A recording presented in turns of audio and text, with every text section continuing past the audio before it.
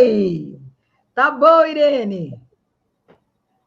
Tá sem microfone. Pronto, já pus. Como é que vocês estão? Tudo bem? Nós estamos no Paraná, né? Gente, vocês estão onde exatamente do globo? Porque vocês não param, não, né? Em Irene, Cambé. nós estamos em Cambé. Irene, ó, já tem professores que estão enlouquecidos com aquela live que fizemos juntos. Jura, coisa boa! Queremos ela aqui, queremos ela aqui. Eu vou, gente, se é um negócio que eu gosto é viajar, me leva que eu já estou indo, já estou de mala pronta. Isso. Não esquece a máscara, não. Não esqueça, pode deixar, só comigo. Gente, eu vou tentar botar aqui o nosso slide, deixa eu ver se eu dou conta dele, peraí. Seu computador. Compartilhar, isso. Seu computador. E ele está mandando enviar arquivo, é isso mesmo? Isso. Enviar arquivo, então vamos lá, dislexia apresentação. Vamos ver se é isso mesmo. E a gente já começa. Eu queria agradecer, enquanto está carregando, Marcos, doutora Ângela, por mais essa oportunidade de estarmos juntos, compartilharmos um pouquinho do que a gente faz, do que a gente anda aprontando por aí, do que a gente pensa, principalmente. Eu queria começar dizendo o que não é esse encontro. Esse encontro não é um encontro para a gente dar soluções mágicas, não é um encontro para a gente dar receita de bolo.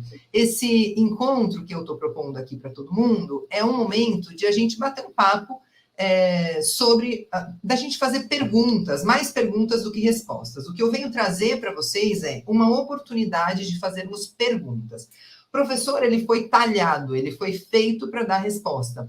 E agora eu gostaria que a gente se permitisse o momento de fazer pergunta. Eu adorei a fala da doutora Ângela, que falou aqui um pouco antes da minha entrada. Ela traz muito do que eu vou compartilhar com vocês por aqui. E eu gostaria, se a gente conseguir terminar esse nosso encontro com muitas perguntas, com muitas inquietudes, com um pouco de revolta, uma pitadinha de revolta, inclusive, eu vou ter cumprido o meu objetivo da tarde. Então, vocês guardam aí o que eu estou falando. O meu objetivo de hoje não é dar resposta de nada para ninguém, mas é gerar inquietude, é gerar um pouquinho de revolta, é gerar um pouquinho de dúvida sobre aquilo que supostamente a gente faz todo dia. Então, eu preparei aqui, eu vou tentar seguir o que eu preparei, porque eu sempre preparo o PowerPoint para vocês e depois eu vou falando de 1000 coisas e não falo daquilo que eu preparei, então eu vou tentar seguir aqui o PowerPoint bonitinho, tá bom? Então, eu coloquei aqui como título, né, do nosso encontro, dislexia, autoconhecimento e autoestima. E hoje não é o primeiro dia do encontro de vocês, né, nesse nosso evento. Vocês já estão aqui, há tempos, palestra atrás de palestra, e vocês já entenderam bem o que é dislexia. Tenho certeza que está muito claro para vocês, muito clara para vocês, a definição de dislexia. Então, eu vou avançar aqui para a gente tentar entender o que esse negócio de autoconhecimento e de autoestima tem a ver com a temática da dislexia. De que lugar que eu estou falando, né? E aí acho que é muito importante a gente ressaltar. Quando eu trago essas contribuições para vocês, eu estou falando como uma pessoa que primeiro foi graduada em letras pela USP, tem um mestrado em Ciências da Educação, MBA em Gestão Escolar, sou especialista em Neurociência, Comportamento, Inteligência Emocional e Saúde Mental, sou yoga terapeuta e sou fundadora da CORE, Comunidade Reinventando a Educação, que é uma consultoria em educação para o desenvolvimento humano. Então, é desse lugar aqui que eu estou falando. Também aprendendo aqui com a doutora Ângela, vou me descrever para todos os tipos, né, de leitores, de pessoas que estão acompanhando a nossa apresentação. Eu sou uma mulher loira, de olhos verdes, sou branca, estou com uma blusa de lã verde, uma camisa listrada verde e cinza. Tem um colar aqui que, aliás, está bem bagunçadinho, mas tem um colar com coraçãozinho, brincos de coraçãozinho também, e óculos vermelho. E é aqui do meu escritório, com um fundo, uma prateleira bem bonita, cheia de livros, que eu estou conversando aqui com vocês, tá bom? E é desse lugar, dessa formação, desse percurso acadêmico, que eu vou falar com vocês hoje. Então, quando a gente fala de dislexia, e eu acho que todo mundo já falou um pouco a respeito disso, né? E quem tem como graduação, como primeira graduação, letras, tem uma obsessão por palavras, né? Então, quero falar um pouquinho a respeito disso. A palavra dislexia vem do grego, dis, de dificuldade, lexia, de linguagem. Mas aí eu vou começar, e eu disse para vocês que eu vinha fazer exatamente isso, eu vou começar com a primeira provocação para vocês. Linguagem. Mas quando a gente fala de linguagem, a gente precisa primeiro se perguntar, antes até de se perguntar o que é dislexia, a gente precisa entender o que é linguagem e de que linguagem que a gente está falando. Porque a linguagem pode sim ser linguagem escrita. E é disso que a gente está falando quando a gente está falando de dislexia, claro. Mas ela também pode ser outro tipo de linguagem. Quais são as outras linguagens que existem? Quando a gente está falando de linguagem, a gente está falando de mecanismos para transmitir conceitos, ideias e sentimentos. Muito bem. A linguagem, ela necessariamente se constrói num processo de interação. A linguagem é qualquer conjunto de signos ou sinais. Portanto, a linguagem pode ser verbal ou não verbal, e mais recentemente a gente tem encontrado na literatura também a linguagem digital. Com todos esses significados de o que é linguagem, do que a gente está falando, afinal de contas, quando a gente está falando de dislexia. E a gente encontra a primeira definição como dificuldade de linguagem. Que linguagem? Tá, será que, então, o problema da escola, de maneira geral, e sim, eu estou botando o dedo propositalmente em muitas feridas abertas, será que o problema da escola, em geral, é justamente privilegiar a linguagem escrita em detrimento de outras? E pior, começar a pontuar, a dar nota, a avaliar somente a linguagem escrita como a ferramenta capaz de dizer se esse aluno é apto ou não apto a seguir em anos seguintes da sua escolarização? Deixo aí essa pequena provocação para vocês refletirem como eu busco refletir o tempo todo a respeito. Bom, continuamos falando sobre dislexia. A gente também encontra como dislexia a definição de transtorno específico de aprendizagem. Aí agora a gente tem um problema, porque quando alguém tem um transtorno específico de aprendizagem, isso significa, no ambiente escolarizado, fracasso escolar repetido. Que pena que um transtorno específico de aprendizagem não se traduza em uma otimização de processos de ensinagem. Então, eu estou dizendo com isso que o transtorno específico de aprendizagem daquela criança, daquele adolescente, diagnosticado por uma equipe multidisciplinar, como bem falava a doutora Ângela, ele tem que ser resolvido por esta pessoa disléxica, não pelo sistema escolar composto, teoricamente, por adultos, pessoas que estudam, pessoas que realmente estão envolvidas, né, no que é educação, no que é o ensino e tal. Será que é isso? Eu quero entender que um sábado, 4h30 da tarde, você está aqui comigo, eu quero entender que a gente está construindo um grupo de educadores que estão pensando diferente. Estão pensando, não, traz para mim que eu vou matar no peito. Traz para mim que sou eu que estudo, sou eu que sou o educador. Sou eu que vou, sim, achar soluções para que essa criança não sofra as consequências de uma repetição de fracasso escolar.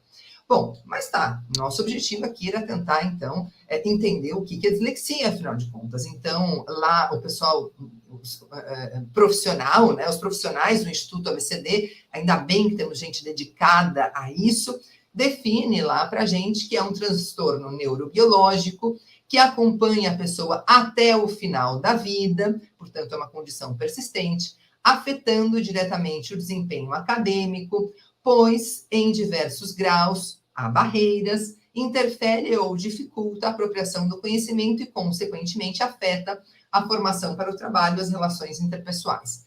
Cabe dizer que quando a gente está falando de dislexia, e alguém comentou isso ainda há pouco, fez alguma pergunta relacionada a isso ainda há pouco, aqui no nosso livrinho, eu vou colocar a indicação de vários livros aqui para vocês, tá, gente? A gente encontra o seguinte: a dislexia é um transtorno específico da aquisição, do desenvolvimento, da aprendizagem da leitura, caracterizado por um rendimento em leitura inferior ao esperado para a idade, que não se caracteriza como resultado direto do comprometimento da inteligência geral.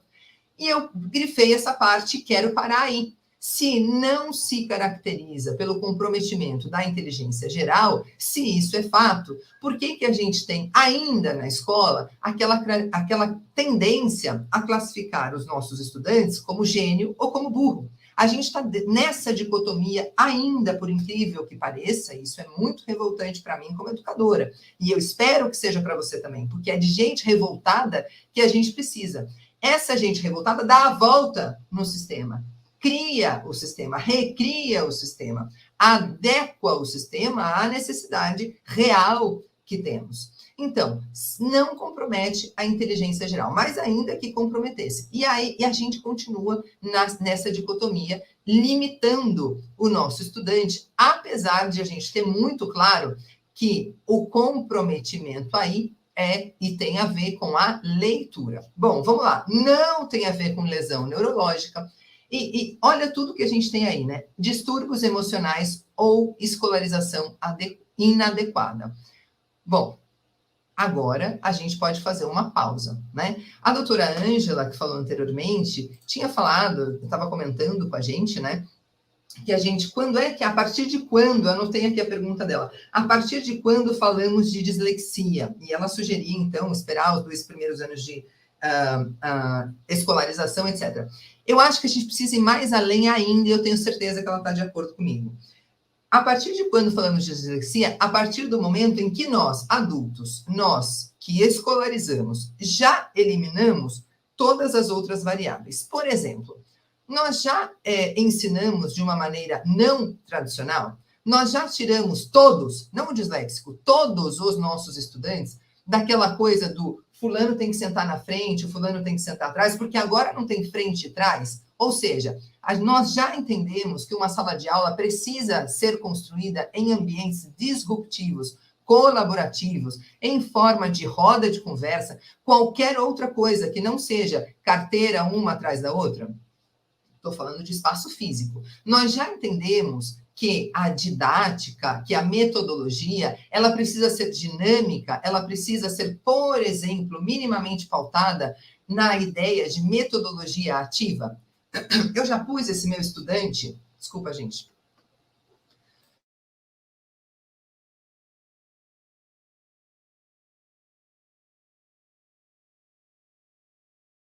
Eu já pus esse meu estudante para trabalhar em colaboração com outros, por exemplo, em aprendizagem baseada em projeto. Eu preciso começar como educadora a fazer essas perguntas. Eu vou tentar dar conta aqui do nosso encontro até o final, mas minha garganta está aqui, como vocês estão vendo, meio ruinzinha. Se eu já fiz todas essas perguntas, então eu também preciso me perguntar qual é a participação da família nesse processo de aprendizagem?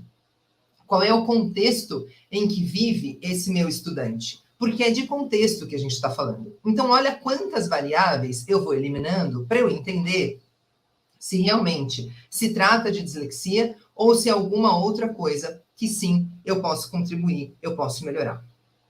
Mas mesmo quando eu conclua que sim, é dislexia, tá tudo bem. Porque se eu adotei uma metodologia ativa, por exemplo, esse meu estudante vai ter a oportunidade de usar os talentos dele, outros que não os relacionados à leitura, que é a limitação dele, em prol do conhecimento de todo o grupo, em prol do crescimento de todo o grupo. E aí entra outra palavrinha que eu usei no nosso título, que é a palavrinha autoconhecimento.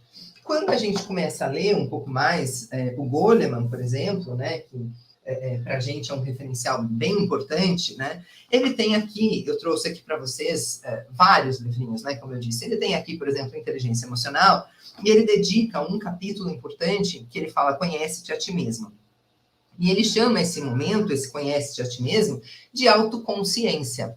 E ele entende que isso é muito importante. Quando a gente se conhece, a gente sabe responder perguntas como: quem sou eu? O que eu faço bem? Quais são as minhas fortalezas? Que atividade que eu faço, que eu perco a noção da hora, que eu entro em flow. E aí vai um outro livrinho aqui de dica para vocês, tá? Que eu entro em flow, eu sou capaz de perder totalmente a noção de espaço, de que ruído tem nesse lugar e tudo mais. Que atividades são essas? Quais são as atividades que me causam, que me geram bem-estar, felicidade, que eu consigo me sentir crescendo e florescendo? Bom, o sistema escolar, quando ele não está limitado pelo QI, e alguém falou de QI aí na apresentação da professora Ângela também, ele começa a se abrir a noção de QE, de coeficiente emocional, ele fica muito mais eficiente. Porque se eu estou preocupado, primeiro, com o coeficiente emocional do meu estudante, eu estou muito menos preocupado se ele tem ou não dislexia. Eu estou preocupado, sim, se ele está emocionalmente envolvido com o espaço, comigo, como educador, com os amigos dele. Se emocionalmente ele está florescendo, de maneira que ele possa colocar as habilidades e fortalezas dele em campo. Essa vai ser a minha preocupação. Então, eu não vou me preocupar tanto se nesse momento ele ainda não está conseguindo se apropriar da escrita ou da leitura. Eu ainda não vou me preocupar, eu não tenho aquela preocupação imensa de categorizar, de rotular esse meu estudante. Porque eu estou preocupado se ele está feliz, se ele tem a experiência de bem-estar no contexto escolar. Para isso, afinal de contas, é que eu sou educador, porque senão podia ser qualquer outra coisa. Eu preciso estar preocupada, sim, o tempo todo, com o conceito que esse estudante tem de si mesmo. E agora nós vamos entrar aqui numa outra pessoa muito importante para nós, que é o Nicoleles. Tenho vários livros dele, eu tenho esse aqui impresso, eu tenho outros no meu Kindle, e ele vai falar para a gente sobre essa questão da autoestima, do autoconceito, e ele vai explicar para a gente que o cérebro cria tudo o que nos cerca, inclusive aquilo que nós pensamos sobre nós mesmos. Então, se eu, criança, se eu, adolescente, estou pensando que eu não valho, estou pensando que eu só tenho fracasso, estou pensando que realmente eu não dou conta de aprender a ler ou não dou conta de aprender a escrever, por menos limitações que eu tenha, realmente eu não vou dar conta. Então você está dizendo que é uma questão de criança? Não. O que eu estou dizendo é que, como educadores, apesar de a gente ter visto que esse meu estudante, de fato, tem dislexia, eu posso mostrar para ele tudo aquilo de fortalezas que ele tem. E eu posso mostrar para ele que o cérebro dele é plástico. Não significa dizer, de jeito nenhum, e não seria irresponsável de fazê-lo, não significa dizer que a dislexia tem cura. Não. Significa dizer que esse cérebro, sendo plástico, ele vai encontrar alternativas de aprendizagem. E significa dizer que nem todo mundo precisa aprender uma coisa X ao mesmo tempo. Se eu aceito isso, perfeito. O Nicoleles traz aí outros conceitos, como sincronicidade, abstração, que agora a gente não vai conseguir tempo de falar. Mas olha só, quando eu, educador, consigo perceber como está o emocional do meu estudante, consigo perceber que narrativa esse estudante está criando e contando para si acerca de si mesmo, eu consigo evitar que ele entre num ciclo de frustração. O que significa isso? Bom, eu coloquei aqui o desenhinho para vocês, que é que todo mundo está lá no mundo da neurociência e entende bastante sobre isso, né? Como é que funciona esse ciclo da frustração, que ele está muito próximo do ciclo da raiva. Aliás, ele tem como gatilho a raiva, né? E olha o que está acontecendo, isso eu quero enfatizar aqui, para além do esqueminha que eu coloquei aqui para vocês. Eu tenho, assim como se essa frustração ela vem pelo gatilho da raiva, o que eu tenho quando eu sinto raiva? Eu diagnostico que eu sinto raiva, eu tenho questões físicas que me mostram, me fazem interpretar que eu tenho raiva, mas o que está acontecendo com o meu corpo? O que está acontecendo com o meu cérebro? Eu tenho muito mais produção de cortisol. O meu corpo está inflamado, muito inflamado. Portanto, eu tenho pouca serotonina, eu tenho pouco neurotransmissor de bem-estar, de felicidade e tal.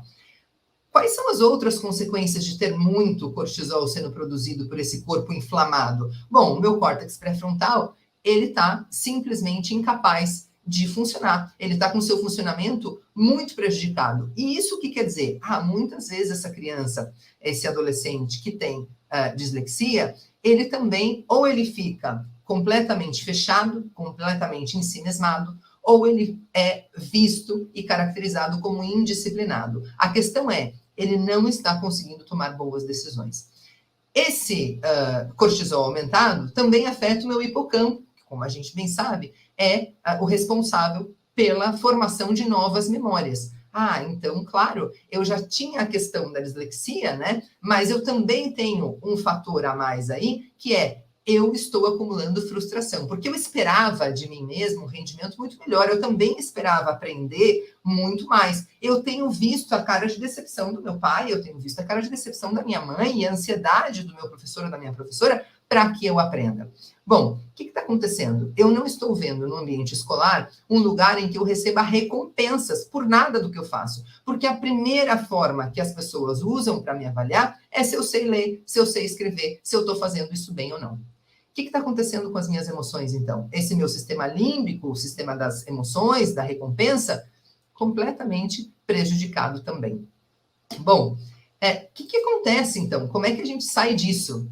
Não é tão complicado a gente sair disso quando a gente tem a figura do professor investigador. O que é isso, professor investigador?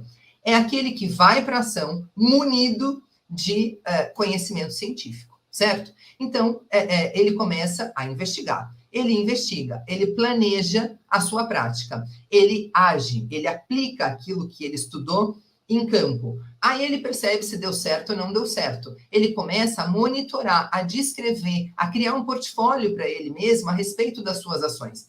E aí ele vai ter perguntas, porque o educador que entra em sala sem perguntas, só com respostas, não está educando, definitivamente não está praticando o que é educação. Ele está repetindo uma ação de maneira constante e se ela não é reflexiva, ela não pode ser chamada de educação.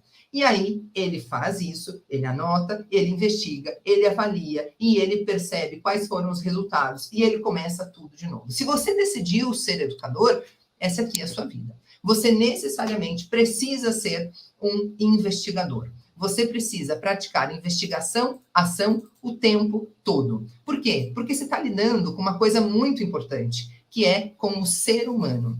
Que esquisito, né, gente? Que a gente vê a letrinha tão pequenininha aí no slide. Se vocês quiserem tirar o slide, acho que não está ajudando muito vendo a letra desse jeito. Mas, enfim, a gente está lidando com o ser humano. E o que é esse ser humano? É um ser biopsicossocial. Essa definição também é dada pelo professor Edgar Morin, o pai do pensamento complexo. O que quer dizer isso? O indivíduo, o ser biopsicossocial, ele existe, ele pensa, ele interage. Ele é porque ele existe, porque ele pensa, porque ele interage. Ele é, ao mesmo tempo, indivíduo, sociedade, espécie. Ao mesmo tempo.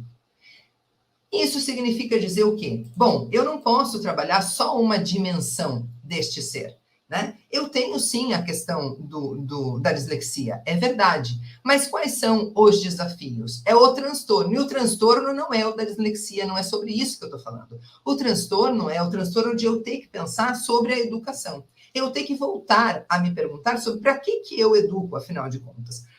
Se eu conseguir fazer essas perguntas e se eu conseguir olhar fracasso escolar, êxito escolar, e me perguntar o que é fracasso escolar e o que é êxito escolar e quais são os meus indicadores, perfeito. Se eu conseguir perceber que a educação não pode colocar a escola, a educação institucionalizada, não pode colocar o meu estudante numa borbulha desconecta do mundo real, ótimo, eu vou encontrar muitas soluções para esse desafio. Porque o mundo real clama, grita por diversidade, valoriza a diversidade.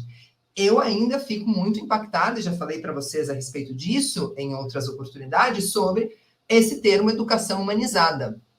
Como assim? Essa escola aceita alunos disléxicos, ela tem uma educação humanizada, mas qual seria o oposto disso? O que é o oposto de uma educação humanizada? Por isso eu estou propondo essa pergunta do para que nós educamos, afinal de contas. E claro, eu estou mostrando os desafios, então vamos pensar em propostas de solução. Quais são as nossas propostas de solução? Como é que a gente soluciona essa questão de uma criança disléxica se sentir desmotivada, se sentir com baixa autoestima, que a gente já viu que inflama esse organismo e impede que ela aprenda em condições razoáveis? Como é que a gente faz para ajudar essa criança ou esse adolescente que não tem suficientes ferramentas de autoconhecimento e começa a contar para si mesmo uma narrativa destrutiva? Eu não valho, eu não sirvo, isso não é para mim, etc, etc. Bom, primeiro, como eu disse anteriormente, precisamos reformular os espaços. Eles precisam ser criativos e colaborativos. Precisamos reformar as metodologias, reinventar essas metodologias. Precisamos nos apropriar de metodologias que nem sequer são novas. Aprendizagem baseada em projeto, aprendizagem baseada em pesquisa. Gente, não estou falando de coisa nova, eu estou falando de coisa que tem muita literatura aí provando que dá certo.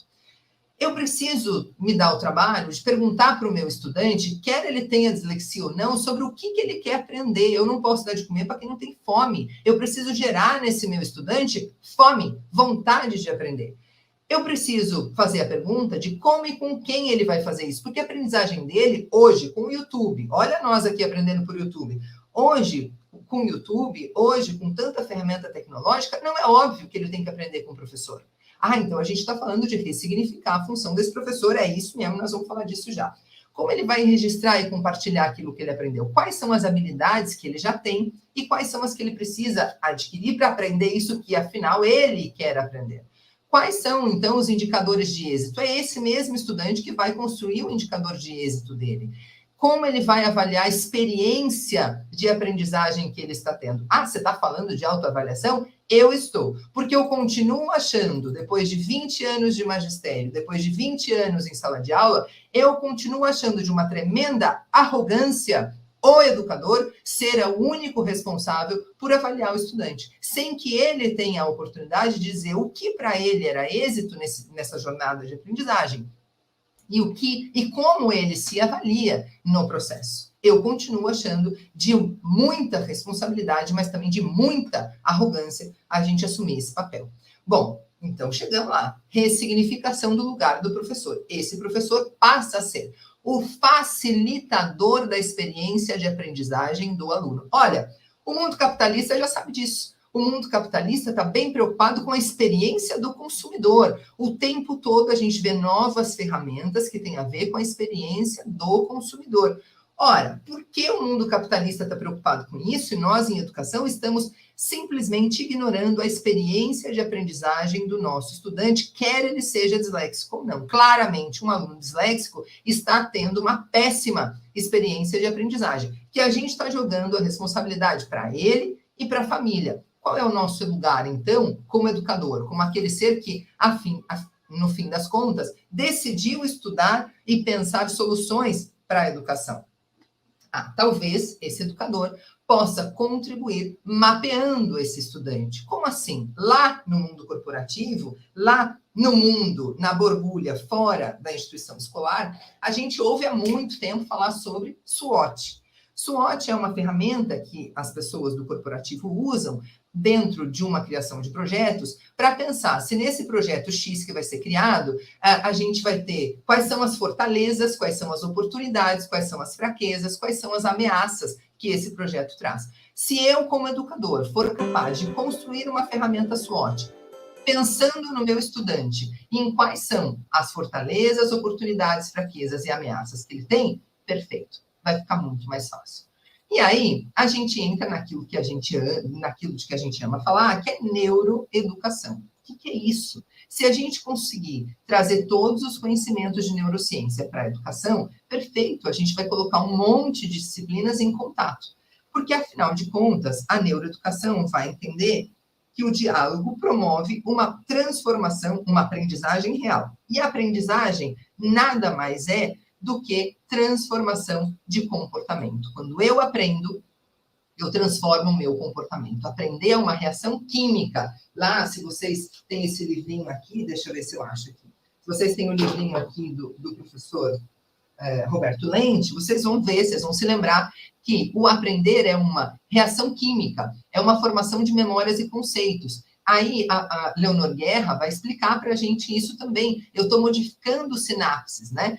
Se eu tenho uma prática pedagógica que aborda o como o meu cérebro funciona, eu tenho muito mais possibilidade de eficiência do que se esses conhecimentos estiverem separados. É nisso que a gente tem que pensar como educador.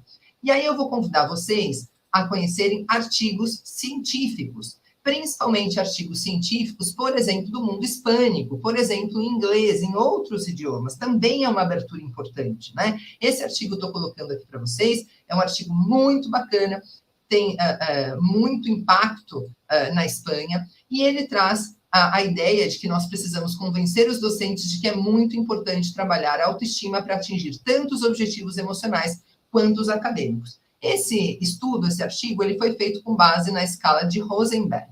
Depois, quem quiser, entre em contato comigo, eu explico um pouquinho do que se trata essa escala. Mas ela traz perguntas bem importantes para a gente conseguir mapear como é ou como está a autoestima desse meu estudante. Gente, essa ferramenta, essa escala de autoestima, ela já está em uso há pelo menos 70 anos, sabe? Então, não é um negócio novo que foi criado agora, não, é uma ferramenta bem validada. E a notícia boa é que o educador pode utilizá-la com pouquíssimo, ou seja, não é um negócio difícil de utilizar, é muito fácil, a gente se apropria disso muito rapidamente.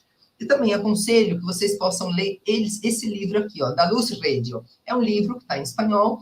Essa autora é excelente, ela é disléxica, ela sofreu muito na escola, e ela diz exatamente isso: nós somos escravos da linguagem e também escravizamos pela linguagem. Ela passou por situações terríveis enquanto estudava, e hoje, para resumir, porque a gente não tem muito tempo, ela está há 4, 5 anos nos Estados Unidos, pesquisando sobre dislexia, com um bom patrocínio, um bom aporte financeiro, construindo aplicativos que facilitam a vida de estudantes disléxicos. Ela, que repetiu de ano, muitas vezes, que teve na educação escolarizada um pânico, né, uma péssima experiência, é linguista também. Né? Então, ela que teve tanta dificuldade com acentuação, troca de letras, etc., etc., é linguista hoje e criou o aplicativo para contribuir com as pessoas disléxicas, para que elas possam ter acesso a texto e para que elas possam produzir texto. A experiência dessa pesquisadora é incrível, convido vocês a que tenham acesso a ela.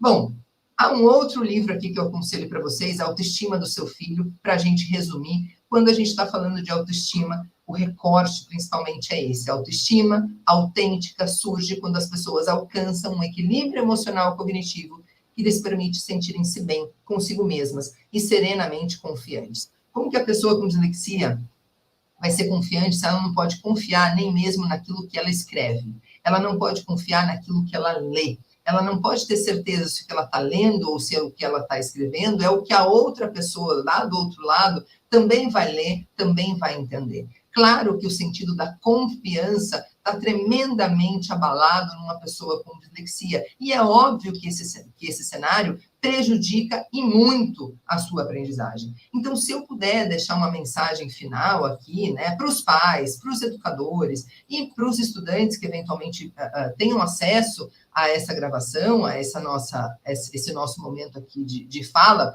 eu diria o seguinte: vamos fortalecer a confiança da pessoa disléxica nela mesma. Vamos fortalecer a autoestima dessa pessoa, para que ela veja no ambiente escolarizado um espaço em que ela obtenha recompensas positivas, goste desse espaço, não se sinta julgada pelas pessoas que convivem com ela, confie nas pessoas que convivem com ela e, sobretudo, em seus educadores, e que esses educadores sejam realmente capazes de mapear as fortalezas dessa pessoa, incluir essa pessoa em projetos que façam sentido e aproveitem bastante do potencial que ela traz e que ela tem. Com certeza, se a gente adotar essa perspectiva em educação, tudo vai fazer muito mais sentido.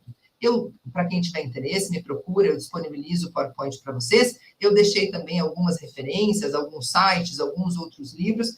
E é isso, gente. Quem não segue a gente ainda, entra lá na internet, Comunidade Reinventando a Educação, reinventando _ educação, é o nosso Instagram, nosso site coreduc.org. No site vocês vão encontrar e-books, um e-book lindo feito pela professora Sheila Baum sobre inteligência emocional. Vocês vão encontrar outro e-book sobre yoga na educação, que também fala bastante de inteligência emocional. Vocês vão encontrar muito material gratuito lá no nosso site, alguns cursos online também, tá bom? Tenho certeza que vocês vão gostar. Aí está o meu Instagram pessoal, também está o meu WhatsApp, fiquem muito à vontade de fazer contato comigo. Estou à disposição para falar com todos vocês e a gente compartilhar a ideia. Marcos, gratidão. Doutora Ângela, muita gratidão a todos os presentes também. Valeu muito, gente. Irene, aí agora eu vou lançar uma pergunta para os professores que estão aqui nos acompanhando, profissionais. Manda lá. Vocês ficaram com medo ou vocês querem realmente mudar? Não é? Pois é. Não é verdade? Pois é. É uma decisão, né? A gente pode ficar com medo ou a gente pode querer mudar. Se a gente ficar com medo, a gente adota aquela mesma metodologia. E o doido do negócio é a gente perceber que a metodologia não está funcionando, né? E a gente continuar por medo de fazer diferente. Por isso eu disse antes que a gente precisa de uma dose de revolta, né? Para a gente poder mudar esse cenário completamente sem medo. É isso. Eu não vou lembrar se realmente essa frase é dele, de Albert Einstein, ou é de alguém, mas e se é nesse contexto. Insanidade é fazer a mesma coisa, do mesmo jeito, esperando resultados diferentes, né? Exato. Então, a gente quer fazer a mesma coisa, do mesmo jeito, esperando um resultado diferente? Não vai. Né, doutora Ângela? Isso mesmo, isso mesmo. Vamos que vamos, porque atrás vem gente. Estou aqui ansiosa para ouvir gente. Tem gente falando aqui, ó, que está querendo comprar todos os livros. Compra, gente, compra o livro, leia o livro, é importante. Isso mesmo. Então, uma tarde de muita aprendizagem, maravilhosa, sabe muito, que aula. Parabéns, Irene. E até a próxima, meu bem. Beijo grande, minha querida. Beijo.